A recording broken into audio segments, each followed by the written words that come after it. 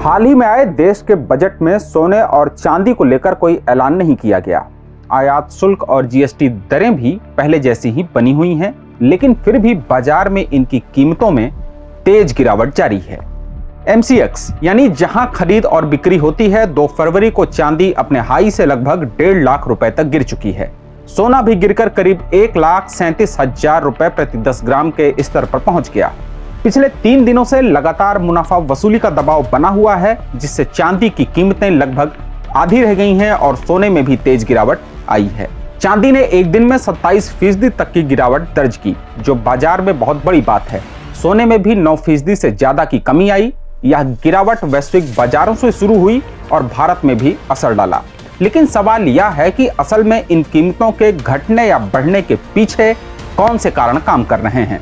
तो आइए इन्हीं सब कारणों को समझते हैं और जानते हैं पहला कारण क्या है। पहला कारण है अमेरिकी मुद्रा की मजबूती। जब अमेरिकी मुद्रा मजबूत होती है तो सोना और चांदी जैसी धातुएं अन्य देशों में महंगी हो जाती हैं, जिससे उनकी मांग घटती है और कीमतें गिरती हैं। दूसरा कारण है लाभ कमाना, जो कि कहीं से भी गलत नहीं है। आखिर लोग सोने और चांदी में निवेश भी इसीलिए करते हैं। सोना और चांदी हाल ही में अपनी सर्वोच्च ऊंचाई पर पहुंचे। निवेशक जब देखते हैं कि कीमतें बहुत ऊपर चली गई हैं, तो वे अपना लाभ निकालना शुरू कर देते हैं, यानी बिक्री तेज हो जाती है। इससे बाजार में आपूर्ति बढ़ जाती है और कीमतें गिरना शुरू हो जाती हैं। तीसरा, वैश्विक स्तर पर राजनीतिक तनाव का कम होना। पहले युद्ध या विवादों के कारण लोग सोने में निवेश बढ़ाते थे, क्योंकि इसे सुरक्षित माना जाता है। लेकिन अब तनाव कुछ कम हुए हैं। जैसे अमेरिका की ओर से जो तनाव था वह अब कम हो रहा है, तो मांग घटी है। और चौथा कारण है बाजार में सट्टेबाजी और सीमा बढ़ना। कई निवेशक उधार लेकर निवेश करते हैं और जब बाजार गिरता है तो उन्हें मजबूरन बेचना पड़ता है, जिससे गिरावट और तेज हो जाती है। भारत में बजट से पहले उम्मीद थी कि आयात शुल्क कम किया जाएगा, जो कि मौजूदा दौर में 6% है। अगर यह कम होता तो कीमतें और गिर सकती थीं, लेकिन ऐसा नहीं हुआ। फिर भी बजट के दिन विशेष सत्र में जब शेयर बाजार खुला रहा तो भी गिरावट जारी रही। वैश्विक स्तर पर तेल और अन्य वस्तुओं की कीमतों में गिरावट ने भी असर डाला, क्योंकि ये सब आपस में जुड़े हुए हैं। चांदी की बात करें तो इससे औद्योगिक डिमांड भी जुड़ी हुई है, जैसे सौर ऊर्जा और इलेक्ट्रॉनिक्स में इस्तेमाल। लेकिन जब अर्थव्यवस्था में अनिश्चितता होती है तो यह मांग को भी प्रभावित करती है। कुल मिलाकर ये सभी कारण मिलकर कीमतों को नीचे खींच रहे हैं। तो ये तो सारे कारण थे दाम में गिरावट के, लेकिन सिर्फ गिरावट नहीं होती है, बढ़ोतरी भी होती है। अब बात करते हैं बढ़ोतरी के कारणों की, क्योंकि कीमतें सिर्फ गिरती नहीं हैं बल्कि उतार चढ़ाव करती हैं, जैसा कि बीते कई महीनों में आपने भी गौर किया है।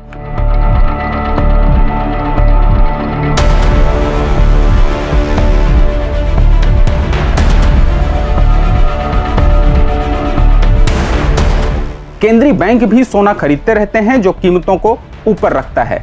चांदी में आपूर्ति और मांग का अंतर बढ़ रहा है। खदानों से निकलने वाली चांदी की मात्रा कम है, जबकि सोलर पैनल, वाहन और अन्य उद्योग में इसकी जरूरत बढ़ रही है। इससे लंबी अवधि में कीमतें ऊपर जा सकती हैं। भारत में सोने और चांदी का इस्तेमाल आभूषण में बड़े पैमाने पर किया जाता है और त्योहारों या शादियों के मौसम में मांग बढ़ती है।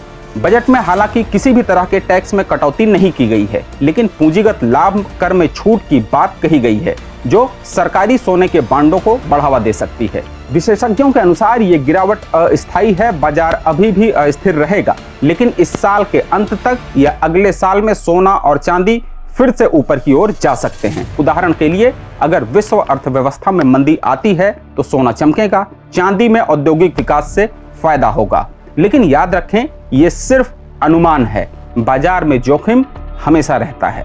तो इन बढ़ते और फिर उसके बाद गिरते दामों के बाद अब आगे कितनी उम्मीद की जा सकती है?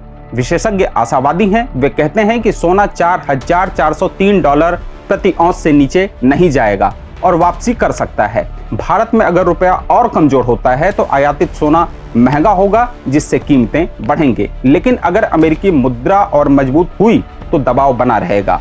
चांदी में आपूर्ति की कमी के कारण इसका भविष्य उज्जवल है। कुल मिलाकर लंबी अवधि में निवेशक अभी भी इसमें विश्वास रखते हैं, लेकिन छोटी अवधि में सावधानी बरतनी जरूरी है।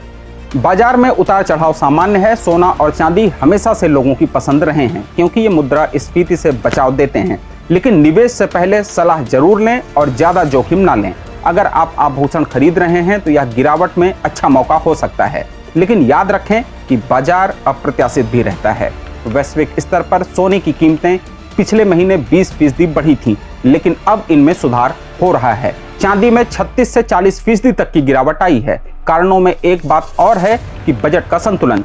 सरकार ने खर्चा बढ़ाया है लेकिन उधार भी बढ़ाया है, जो मुद्रास्फीति को प्रभावित कर सकता है। मुद्रास्फीति बढ़ने पर सोना चमकता है, लेकिन फिलहाल बाजार सतर्क है।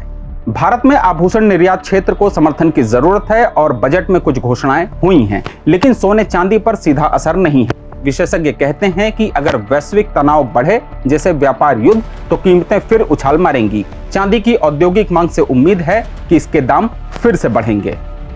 तो सोने और चांदी के बढ़ते और घटते दामों पर यह रही हमारी विशेष रिपोर्ट। ये वीडियो दूसरों को भी शेयर करें, जिससे अच्छी खबरें और सही खबरें ज्यादा से ज्यादा लोगों तक पहुंच सकें। द लेंस देखने के लिए आपका धन्यवाद।